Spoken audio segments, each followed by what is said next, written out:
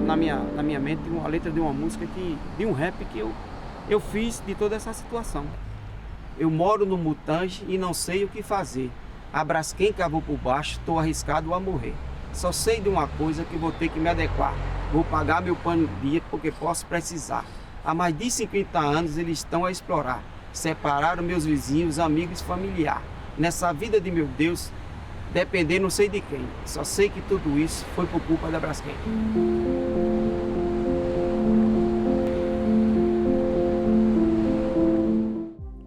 Olá!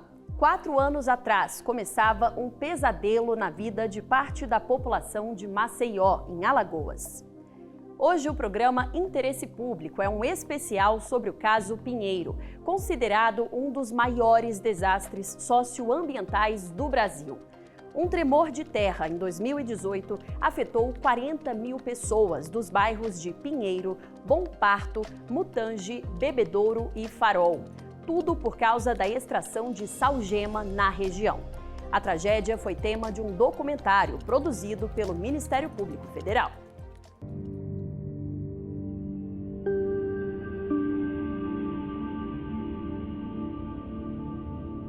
Teve um tremor, o pessoal desceu, realmente abalou a estrutura realmente do prédio, muita gente na rua, um dia de chuva, aí para você descer com geladeira, com coisa, o pessoal na verdade pegava, parecia uma cena de guerra, pegava o que podia pegar. E realmente foi bem complicado esse dia. Eu estava aqui em casa mesmo, dia 3 de março, à tarde, quando ocorreu o tremor. E foi uma coisa assim, digamos, surreal, porque nunca imaginávamos que isso iria acontecer aqui no bairro. Ligamos para o Corpo de Bombeiros e eles realmente confirmaram que várias pessoas estavam ligando, dizendo que sentiu o tremor em várias regiões aqui da cidade de Maceió. Por volta de umas 2h15, eu estava sentado aqui na cadeira do caixa e eu estava com a dor na perna e estava com a perna esquerda apoiada assim no banco e senti que a perna tremeu assim, um tremor que não foi normal. Eu olhei para as meninas que estavam no balcão, mas elas, como elas estavam em movimento, em pé, fazendo uma coisa e outra, não sentiram. Aí eu me levantei e o segurança já estava ali na calçada meio que apavorado. Aí eu perguntei, você sentiu aí alguma coisa, Santos? Aí ele disse, rapaz, eu senti, e o pessoal do prédio aí tá tudo gritando. Aí a gente começou a ir ali para a porta do prédio e acudir as pessoas que vinham descendo, né?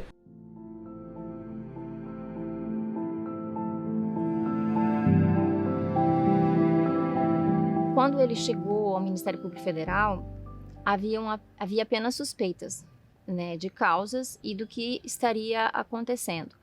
Mas os sinais que nós recebíamos dos órgãos de investigação técnica, que no caso era o Serviço Geológico Brasileiro, nos traziam muitos indícios de que seria um caso emblemático, um caso muito grave, e de dimensões muito amplas, muito mais amplas do que os casos cotidianos que chegavam ao Ministério Público Federal. Eu, como procuradora, posso dizer, foi o caso mais desafiador ao qual eu trabalhei nesses 11 anos de carreira.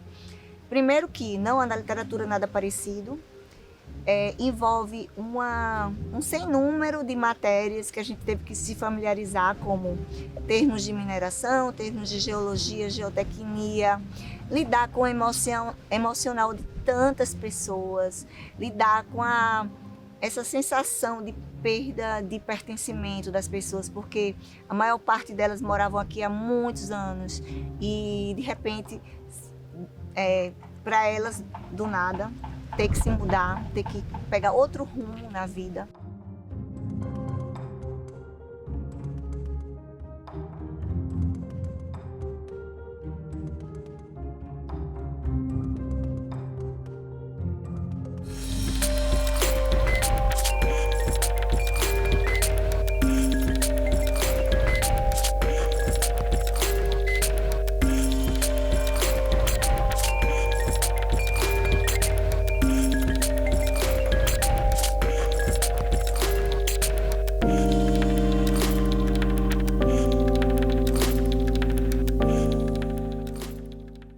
Foi por acaso esse processo de busca de uma jazida de petróleo aqui, a empresa petrolífera também fazendo prospecções na região da Orla Lagunar.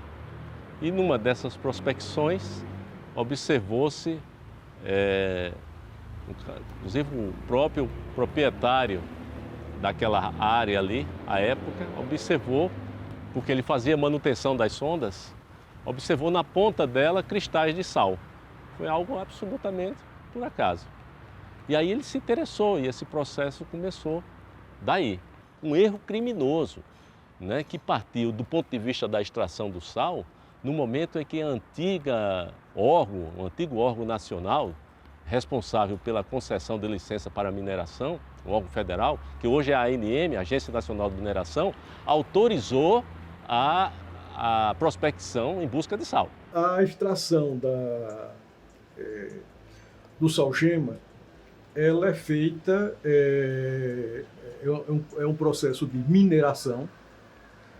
Você tem que atravessar algumas camadas geológicas até atingir a camada onde você vai encontrar os depósitos de sal-gema.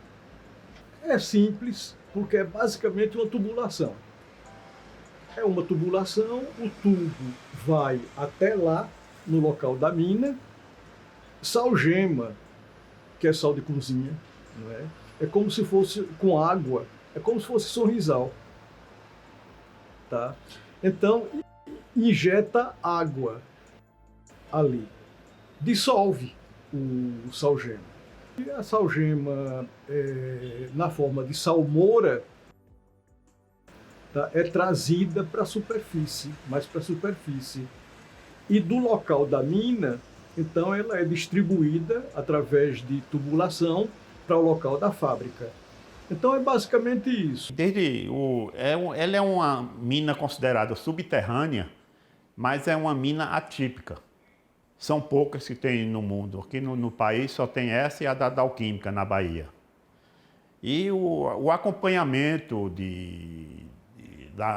que a gente tem é de relatórios que a empresa nos entrega, de documentação, e a gente vai fazendo exigências do que acha necessário, como em qualquer outra mineração.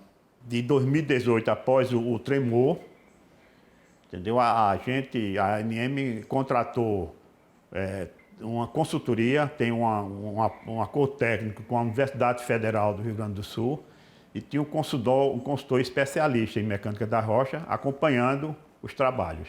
No primeiro momento nós não tínhamos ainda nada muito claro, né? Existia uma suspeita de que a causa seria a mineração, e existia uma suspeita da complexidade e da dimensão do problema, mas eram só suspeitas.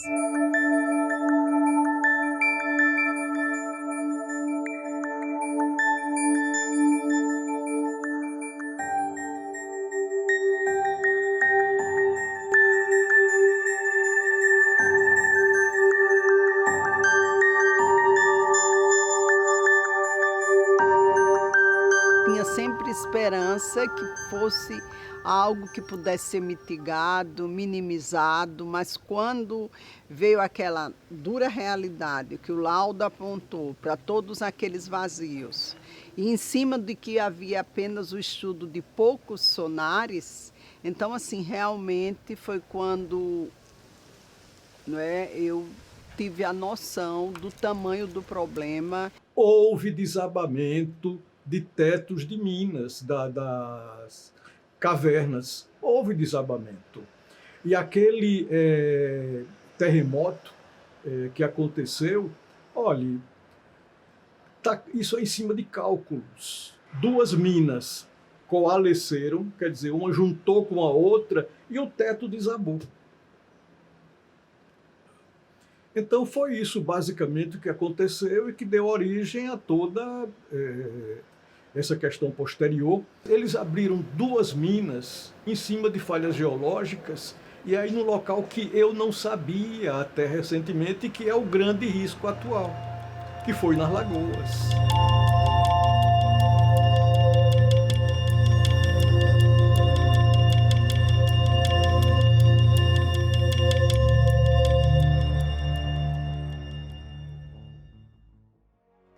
Nós Nós vamos para um rápido intervalo e na volta você vai ver os depoimentos das vítimas desse desastre. Não saia daí.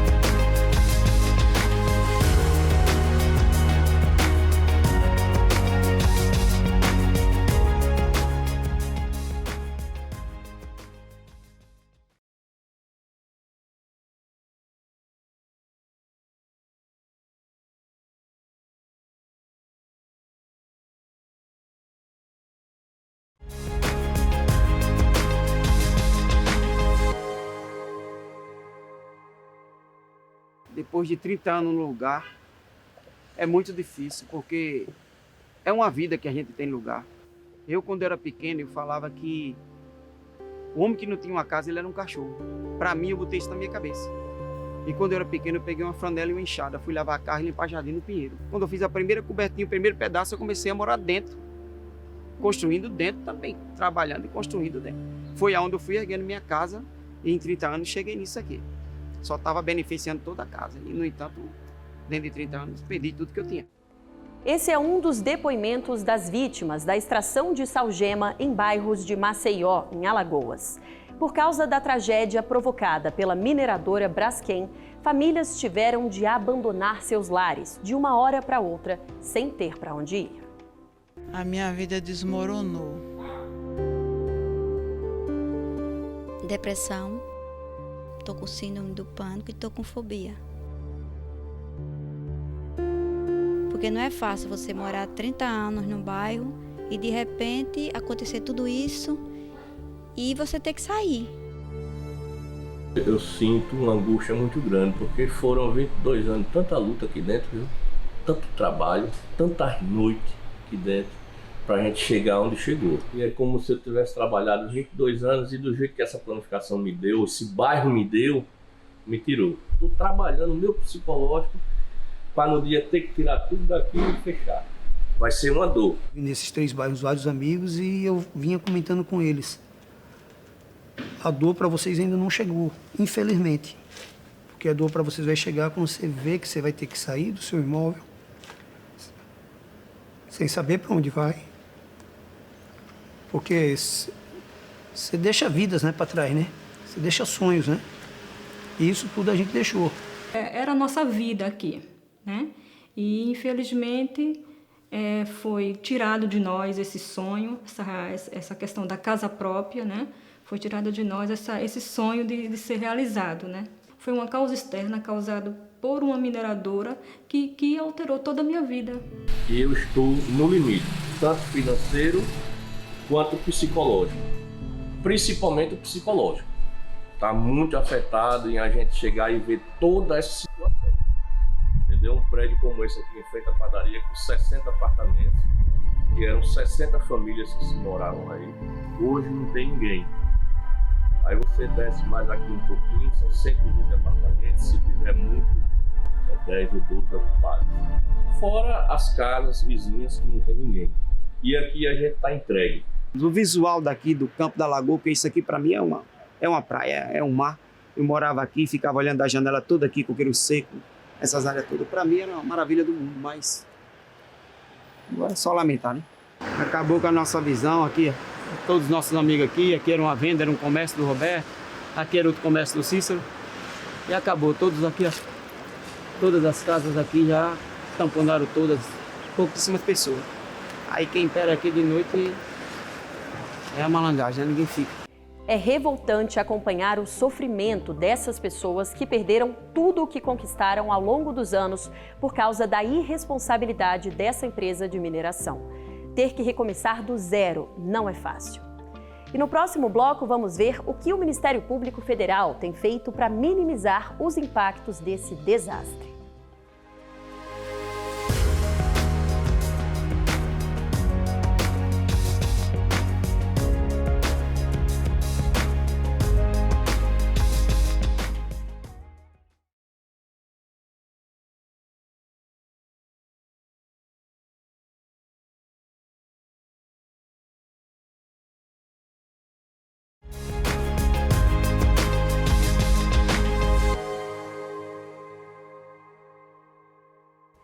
a última ação do MPF, por meio do grupo de trabalho que acompanha o caso Pinheiro em Alagoas, tornou públicos os estudos realizados pela empresa que elaborou o diagnóstico ambiental da região afetada pela mineração. Vamos ver agora na reportagem. De dezembro de 2020, quando o documentário foi produzido até agora, o Ministério Público Federal em Alagoas conseguiu importantes garantias e reparações para a população de Maceió, que viu parte de 5 bairros da capital se transformar numa região fantasma por consequência da atividade de mineração.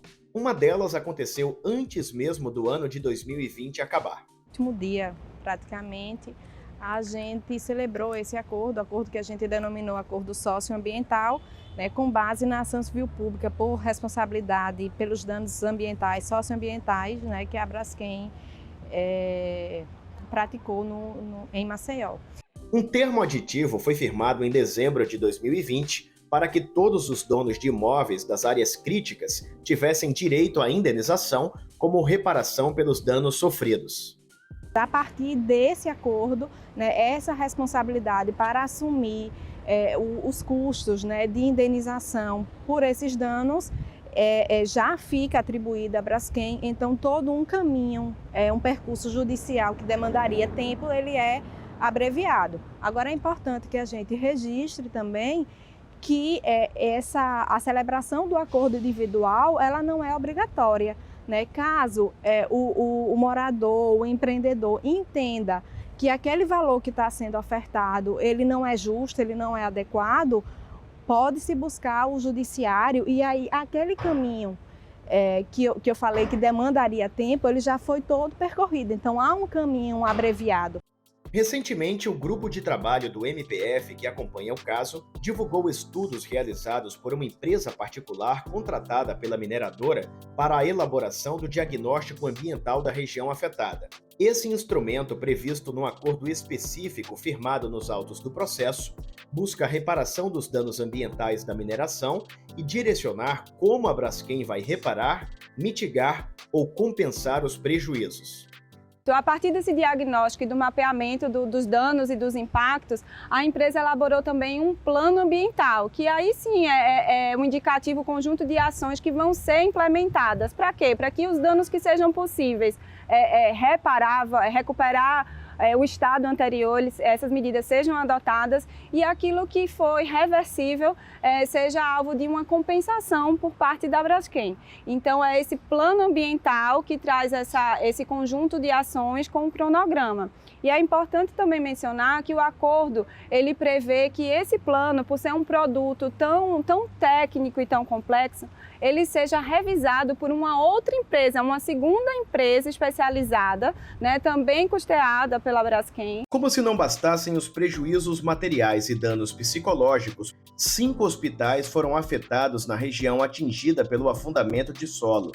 Desses, apenas 2 conseguiram retomar atendimentos em outras partes da cidade. O prejuízo ele é irreparável, né? Não há indenização que venha reparar na sua integralidade os prejuízos advindos dessa situação.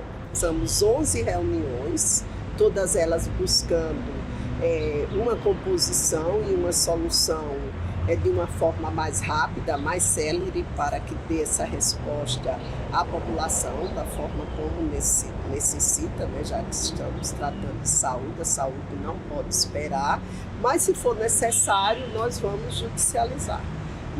Ainda não foi necessário porque a empresa até então se mostrou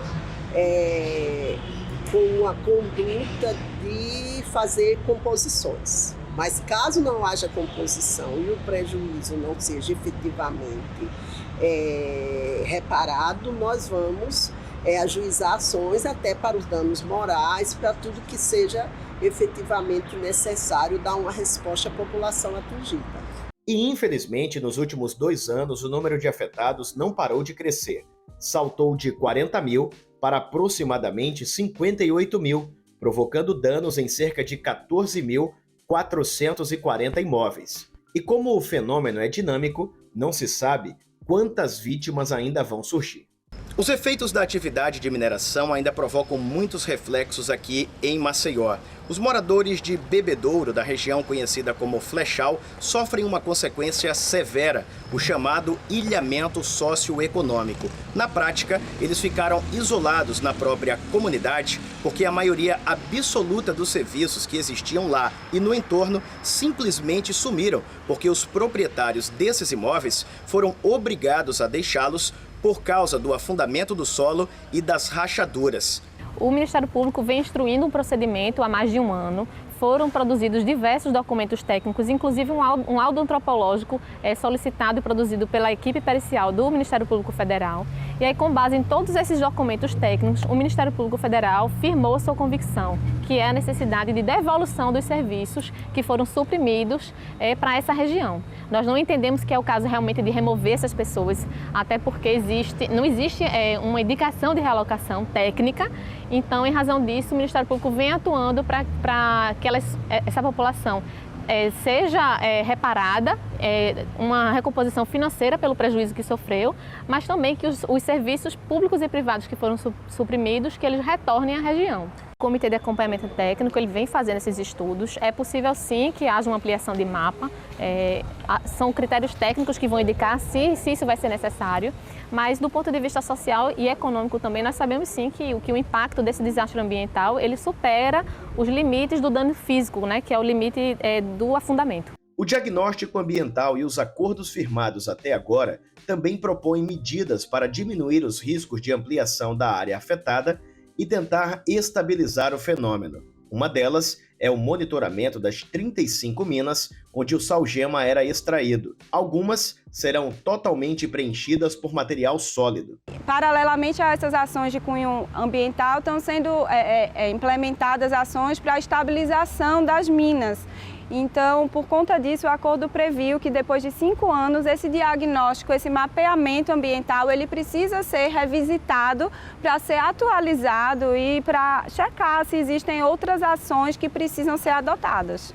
Quando a gente inicia o trabalho em 2019, não havia equipamentos, não havia estudos monitorando o que acontecia nas cavidades. Então esse também é um ponto fundamental que muda a partir da celebração desse acordo e de alguns outros instrumentos menores que assinamos anteriormente.